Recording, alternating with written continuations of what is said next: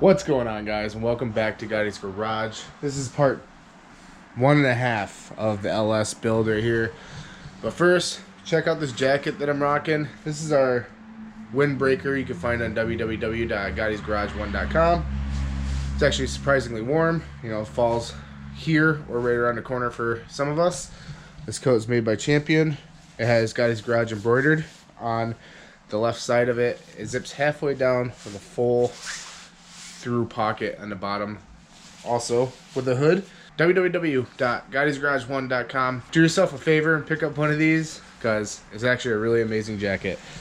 So today's video we have some, well, one part that came in.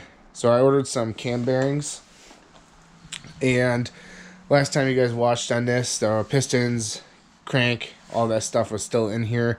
We did get the heads off and all that stuff off. I actually went ahead and tapped every single, cleaned the threads and every single bolt hole on this engine. Still gotta do the bigger stuff like down here and the head bolts.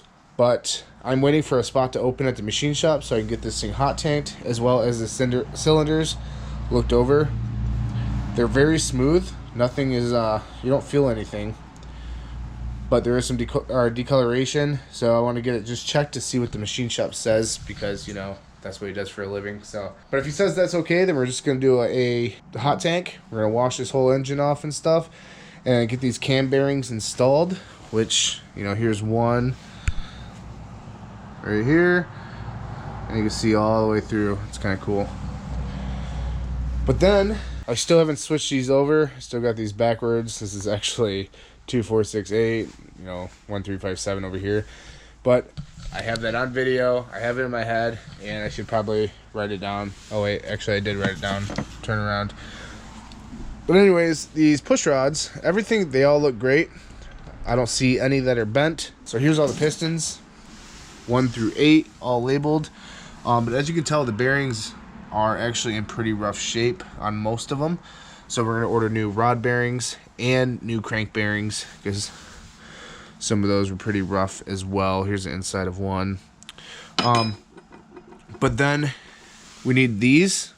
I think these are called what, roller rockers or something. I can't exactly remember. I'm so bad with like terminology of stuff. Like I can't remember names. I can remember your face, but if we met, even if we hung out for an entire week, month down the road, I'll remember your face, I'll remember who you are, but I'll totally forget your name. So that's how I am with pretty much everything. If the cylinders are a-okay, the machine shop says yeah, like obviously they're probably gonna say probably it's recommended, but it should be good to run without it. That's what I'm hoping for. So if they say that's okay, then we're actually gonna go from 5.3 pistons, which are a dished piston, or the early LM7s. They have a kind of a cross on the front for a lower compression.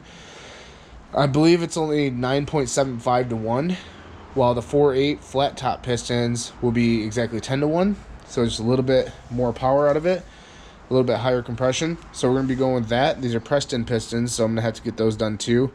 And we're going to have to order rings and all of that stuff to get this engine put back together. My main focus is to get this thing as clean and as nice as possible, get it checked out just to see if it's something that I should do. It looks kind of oily and dirty a little bit because I sprayed it with WD-40 and stuff, so it helped the iron from rusting anymore. I watched a couple videos and everybody recommended these. I'm trying to go not cheap but not super expensive either, because it is an LS engine. I'm going to try to go OEM as possible, 4.8 OEM pistons, because they have been known to run on a lot of horsepower and boost, for OEM. So I was thinking about getting forged flat top pistons, but I don't plan on running that much horsepower. So I plan on, like I said, 400 horsepower. I want to put a cam in it, just a little like sloppy stage 2 cam as well. Also, hey guys, if you want a turbocharger or maybe a intercooler kit, which I have in this box, they even sell tools, which I have in this red case down here. But head over to www.maxspeedingrods.com. Use the code Spalding. I'll put it right here. And that gets you 17% off. Also a chance to win any part of your choosing. And then it also helps out my channel as well and this build. So 17% off. Code Spalding at maxspeedingrods.com. Probably on the second part of this video, I will be showing you guys, taking this to the machine shop, showing you what it looks like afterwards. And then while it's done, we're going to paint the whole block and stuff.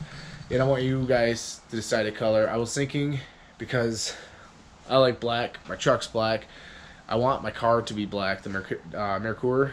So I was thinking an all black LS, kind of just make it like dark and scary and angry looking. So that was my plan. But let me know in the comments below what you guys think I should do, and I'll consider that. Give me some great ideas, because right now I'm just going with all black. So all black intake. I want to have the heads black. I want to have everything just black. So speaking of heads, those will be going in and getting redecked, and then maybe valve seals done. But overall, the head gaskets, none of them are blown like you saw in last video. The head gaskets look good, old but good. And then yeah, we're gonna do some maintenance things, like a new oil pump, new timing chain, and everything to make a reliable LS engine, or an LS engine more reliable than the ones that you pull from a junkyard. So, and also hit that subscribe button if you guys haven't subscribed yet. Give this video a thumbs up. I don't really say that too much in the videos, but I've noticed that my analytics are saying that like 86% of you guys aren't even subscribed to my channel. So if you're watching this and you're not subscribed, hit that subscribe button. Give this video a thumbs up so this video can get out there more, because this is going to be a sick build. And if you guys don't know what's going on, I'm putting this LM753 LS based engine into a 1989 Merkur.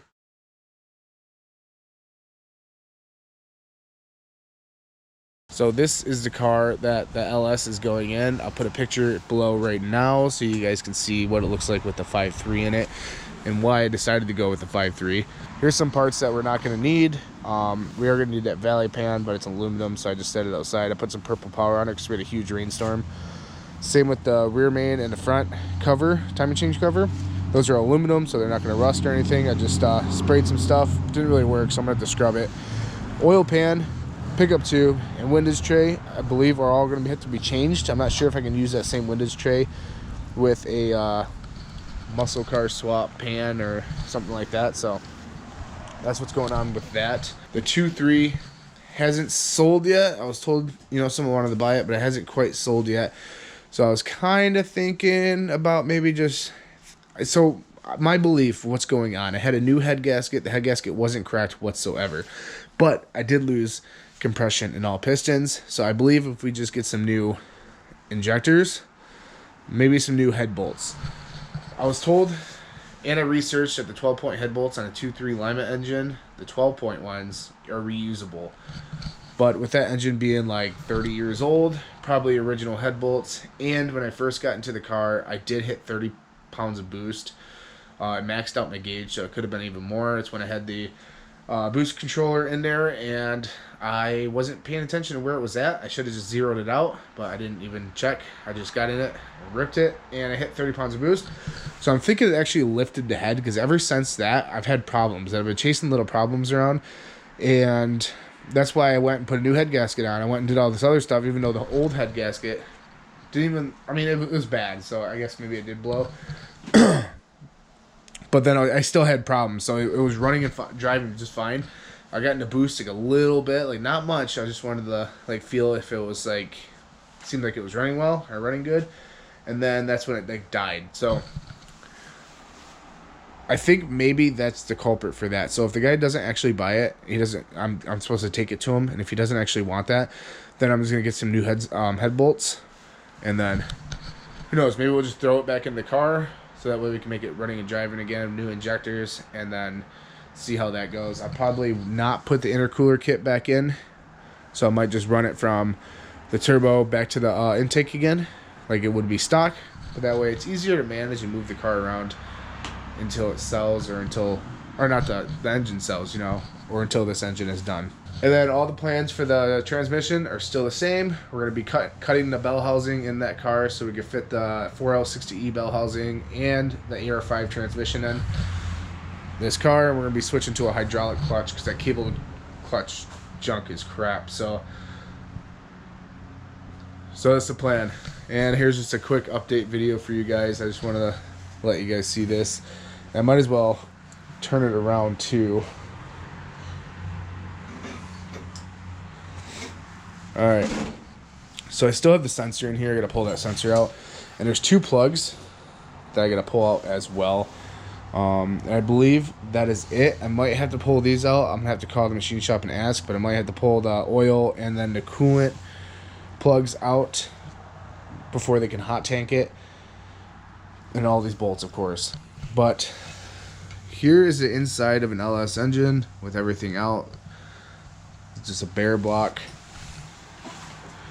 But as you can see, like, a lot of this is some grease and dust and stuff, but the cylinders are discolored, but I don't feel anything in here. They all feel very smooth, and I've had multiple people tell me to just bore it out 50 over, bore it out 30 over, or a lot of people said that they've seen way worse and they just ran them and it, you know, ran good and stuff. So that's why I'm gonna ask the machine shop, because they specialize in this, and I haven't dealt with them yet, so hopefully they're not just yeah, get it done because you pay us kind of thing. I hope I can get some honest answers on that. But there's a quick little update. It's a waiting game as of right now because I don't know what to order yet. I don't know if I need to order oversized pistons or if I have to just order standard size pistons.